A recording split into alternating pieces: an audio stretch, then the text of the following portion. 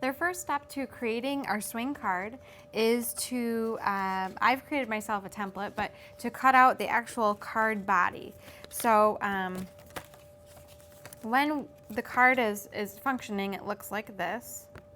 But if I unfold it completely, you can see that we just start with a piece of paper, and it's actually, I have all my dimensions written down here.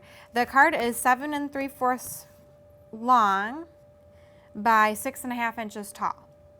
So we're going to be using a paper template that I cut out for myself, and we're going to be tracing that out and using our tonic paper cutter in order to cut that. So that's what I'm going to do here.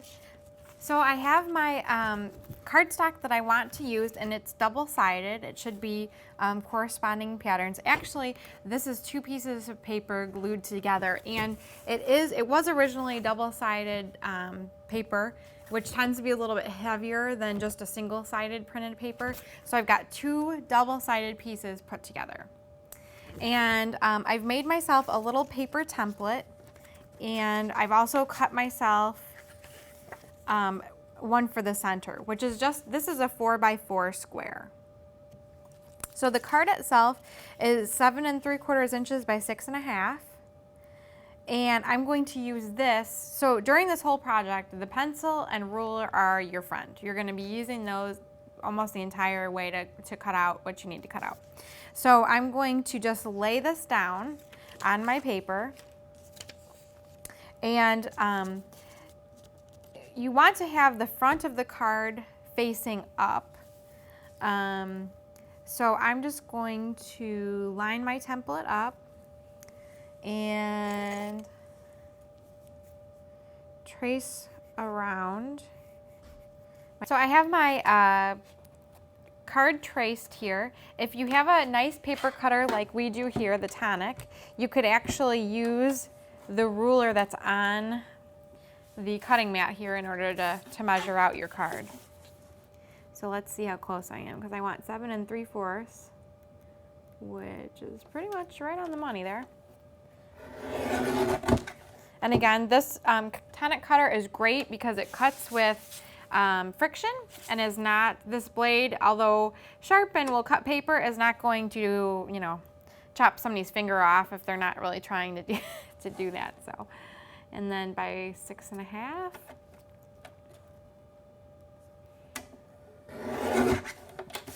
Okay.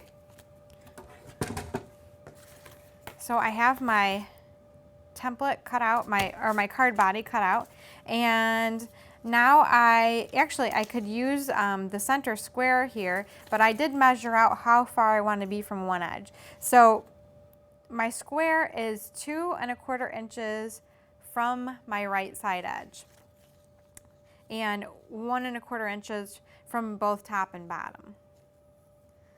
So I could,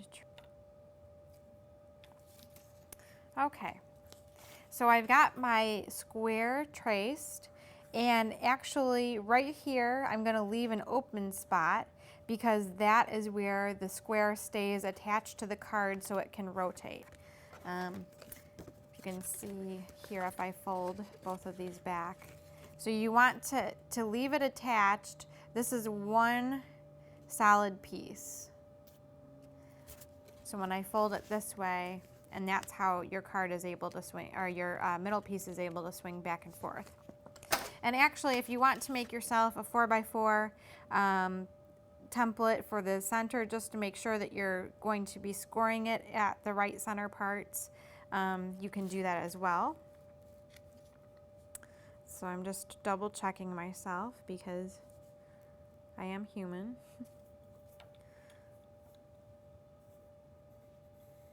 And as I look at the face of my card, I want this end, now I'm confusing myself. I want this to be a peak, the first to be a peak, so that means the crease is going down. And then I want this one to be a valley, which means the crease is being folded up. So have the first to be a peak, the second to be a valley, as I'm looking at the face of the card. So where I've marked to make my peaks and valleys, I'm going to take my scoring tool, and because they're double-sided scrapbooking pages and there are 2 of them, it could be a little bit harder to get it to make the crease, but before I fold on the score, I want to cut around my shape with the craft knife because I don't want to fold my square in the center. I want that to continue to stay flat so that it swings. So I'm going to get my Tim Holtz, or I'm sorry, my Tonic, oh, it is Tim Holtz, isn't everything? Tonic craft knife by Tim Holtz, and I'm going to start where I began my scoring and cut through my paper. Again, you want to be cutting on something that either a craft mat or a cutting mat.